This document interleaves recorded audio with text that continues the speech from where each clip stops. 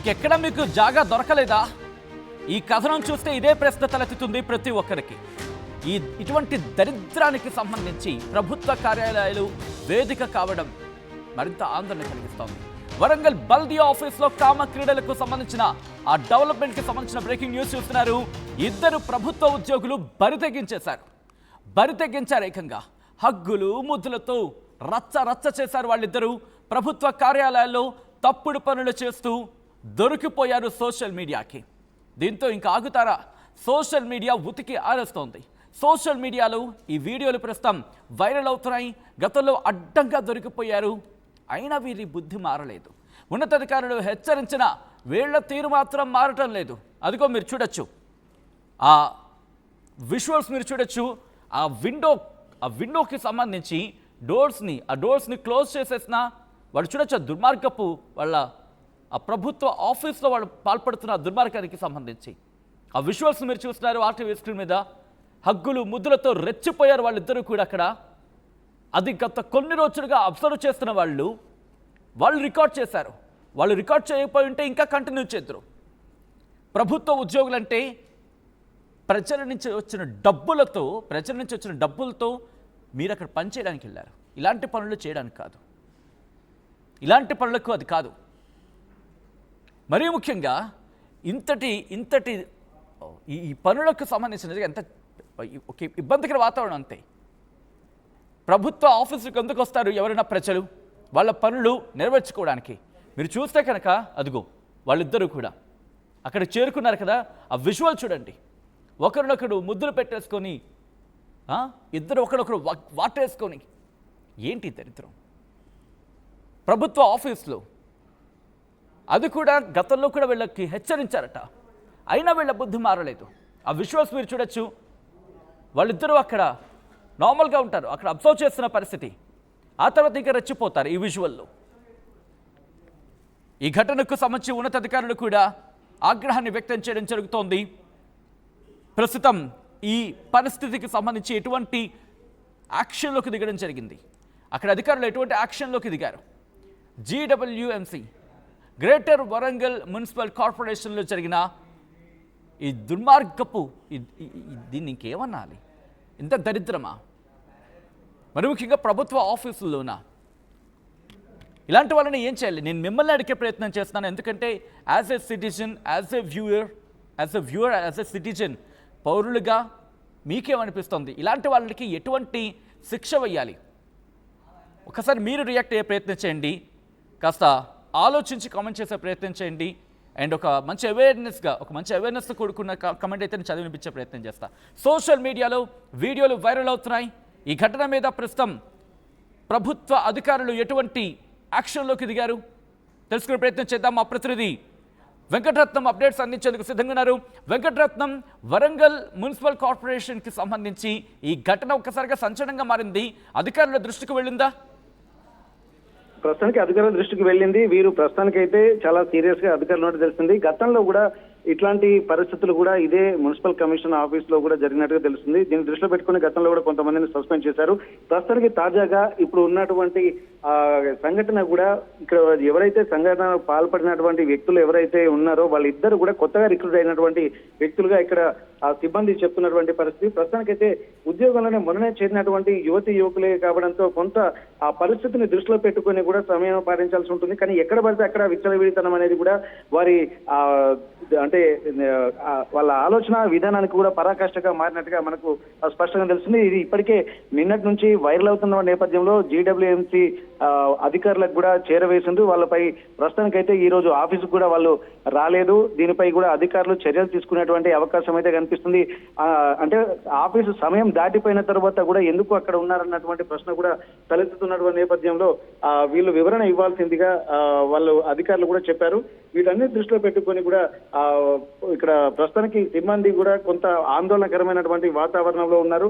అసలు దాదాపు ఇది కొత్త బిల్డింగ్ లోకి కూడా మకం మార్చాల్సినటువంటి అవసరం అయితే కనిపించింది. కానీ ఇక్కడ ఈ ప్లేస్ ఇదివరకు కూడా గతంలో ఇట్లాంటి ఈ ఆఫీస్ లోనే ఇట్లా జరిగినట్టుగా తెలుస్తుంది.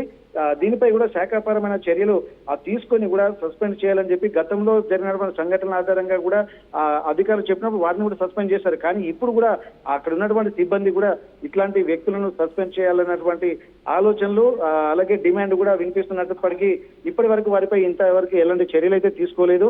వీలైనంత తొందరగా చర్యలు తీసుకుంటూ మున్సిపల్ సిబ్బందికి ఉన్నటువంటి గౌరవాన్ని కాపాడాల్సిందిగా ఉన్నటువంటి సిబ్బంది కూడా ఉన్నతాధికారులు కూడా చెప్పినట్టుగా తెలుస్తుంది.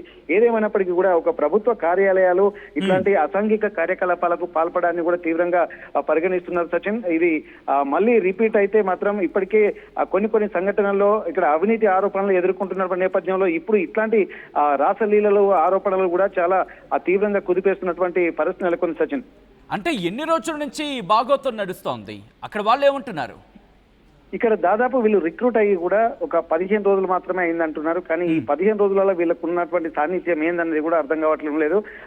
వాళ్ళు గతంలో పరిచయం ఉన్న వ్యక్తులా లేకపోతే కొత్తగా రిక్రూట్ అయినటువంటి నేపథ్యంలో వీళ్ళు గతంలో పరిచయం ఉందా లేకపోతే ఇక్కడికి వచ్చినాకనే పరిచయం అన్నటువంటి కోణంలో కూడా దర్యాప్తు చేసిన తర్వాత వీళ్ళిద్దరూ కూడా వేరు ప్రాంతాలకు చెందినటువంటి వాళ్ళు, కానీ ఇక్కడికి వచ్చిన తర్వాతనే పరిచయం అయింది అన్నటువంటి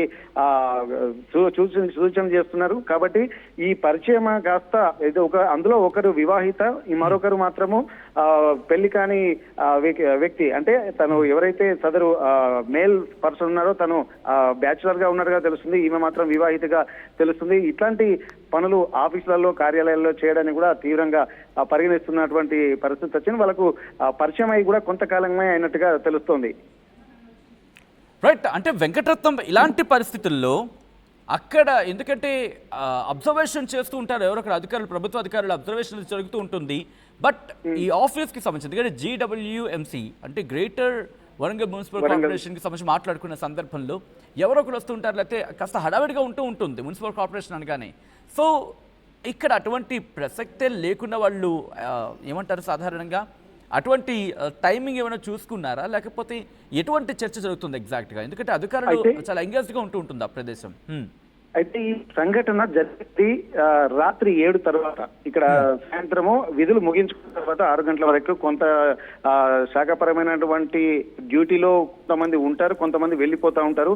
కానీ ఇక్కడ డ్యూటీ టైమ్స్ అయిపోయిన తర్వాత అంటే సాయంత్రము 7 గంటల తర్వాత ఈ సంఘటన జరిగినట్టుగా తెలుస్తుంది. అంటే 6-7 మధ్యలో, అంటే అప్పటికే డ్యూటీ అయిపోయి ఎక్కడి వాళ్ళు అక్కడ తమ ఇళ్లకు తమ ప్రాంతాలకు వెళ్ళిపోయిన తర్వాత మాత్రమే ఈ సంఘటన జరిగింది. ఇది గత కొద్ది రోజులుగా జరుగుతున్నటువంటి నేపథ్యంలో అది గమనించినటువంటి కొంతమంది సిబ్బంది కూడా దీన్ని తీవ్రంగా ఖండించారు. కానీ వారికి చెప్పకుండా కొంతమంది మీడియా మిత్రులను కూడా వీరు ఆశ్రయించినట్టు తెలుస్తుంది. దీనిపై కూడా రెక్కి నిర్వహించినట్టు కొంతమంది అక్కడ ఉన్నటువంటి విషయాలను కూడా కొద్దిగా దూరం అంటే ఇది నిజమే కాదన్నటువంటి కోణంలో చూస్తే 2-3 రోజులు ఇట్లా చూసిన తర్వాత ఇది కన్ఫర్మ్ చేసుకున్న తర్వాతనే వీళ్ళు రోజు ఇదే పనిగా వీళ్ళు ఆఫీస్ ఈ టైం వరకు ఉంటున్నారని కన్ఫర్మ్ చేసుకున్న తర్వాత మాత్రమే ఇక్కడ కొన్ని వీడియోస్ కూడా తీయడం జరిగింది. ఆ వీడియోస్ కూడా బయటకు లీక్ అవ్వడంతో ఇది ఉన్నతాధికారుల దృష్టికి వెళ్ళింది. ఆ ఉన్నతాధికారులు కూడా దీనిపై కూడా ఇప్పుడు స్పందించాల్సినటువంటి అవసరం ఉంది.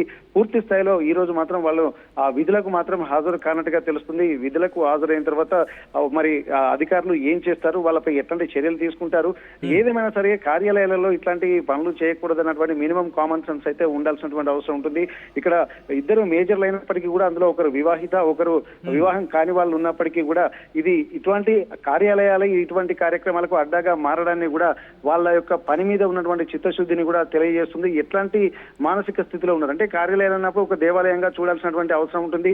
ఎన్నో సమస్యలతోటి సతమతం అవుతూ మన దగ్గరికి అంటే సిబ్బంది దగ్గరికి వస్తూ ఉంటా అంటారు. ఎందుకంటే హైదరాబాద్ తర్వాత GWMC అనేది అత్యంత ఒక పెద్దమైనటువంటి మున్సిపల్ కార్పొరేషన్ కావడంతో ఇక్కడ ఎన్నో సమస్యలు పెండింగ్ లో ఉంటాయి. కానీ ఇక్కడ సమస్యల మీద దృష్టి పెట్టకుండా వారు రాసలీలల కార్యక్రమాలకు శ్రీకారం చుట్టిన తర్వాత పనుల మీద దృష్టి కూడా పోదు. ఇక్కడ ఎంతసేపు వీళ్ళ ఆలోచన పరమైనటువంటి దృష్టిలో ఉండే వీళ్ళు పని చేస్తూ ఉంటారు. కాబట్టి ఇట్లాంటి వ్యక్తులు కూడా ఒకవేళ ఉద్యోగాలకు పనికిరారన్నటువంటిది కూడా మనం గమనించాల్సినటువంటి అవసరం ఉంటుంది. అంటే ఇక్కడ వచ్చేటువంటి వాళ్ళు వాళ్ళ సమస్యలను అర్థం చేసుకోకుండా వీళ్ళ మానసిక స్థితులను దృష్టిలో పెట్టుకుని వీళ్ళు పనిని కూడా దాట వేసేటువంటి పరిస్థితులు కూడా ఉంటాయి. చాలా దూరం నుంచి వచ్చేటువంటి వాళ్ళు ఉంటారు. ఇవన్నీ కూడా అంటే పనులలో విధి నిర్వహణలో వీళ్ళు ఖచ్చితంగా ఉండాల్సినటువంటి అవసరం ఉంటుంది. కానీ విధి నిర్వహణ లేకపోవడానికి పోను వీళ్ళ పైకి దౌర్జన్యానికి కూడా ఎదుటి వాళ్ళు బలయ్యేటువంటి అవకాశాలు ఉంటున్నటువంటి నేపథ్యంలో ప్రస్తుతానికి ఇవన్నిటి మీద కూడా అధికారులు చాలా తీవ్రంగా స్పందించాల్సింది. గతంలో కూడా ఇట్లాంటి సంఘటన జరిగినటువంటి నేపథ్యంలో కూడా మళ్ళీ ఇటువంటి రిపీట్ అవుతుంటున్న కొద్దీ ఇప్పుడు చర్యలు కనుక సరిగా తీసుకోకపోతే ఇవి మళ్ళీ రిపీట్ అయ్యేటువంటి అవకాశం ఉంటుంది. పైగా ఇది ఇక్కడ మున్సిపల్ కార్పొరేషనా లేకపోతే ఒక లాడ్జా లేకపోతే ఇంకో వ్యభిచార గృహం అన్న కూడా సంకేతాలు వెళ్తాయి. కాబట్టి ఖచ్చితంగా దీనిపై దృష్టి సారించి తీవ్రమైనటువంటి చర్యలు తీసుకోవాల్సినటువంటి అవసరం అయితే కనిపిస్తుంది. సచిన్, రైట్, అక్కడ వరంగల్ ప్రజలు ఏమంటున్నారు? ఎప్పుడైతే ఈ ఘటన వెలుగులోకి వచ్చిందో వరంగల్ వాసుల వర్షన్ ఏంటి?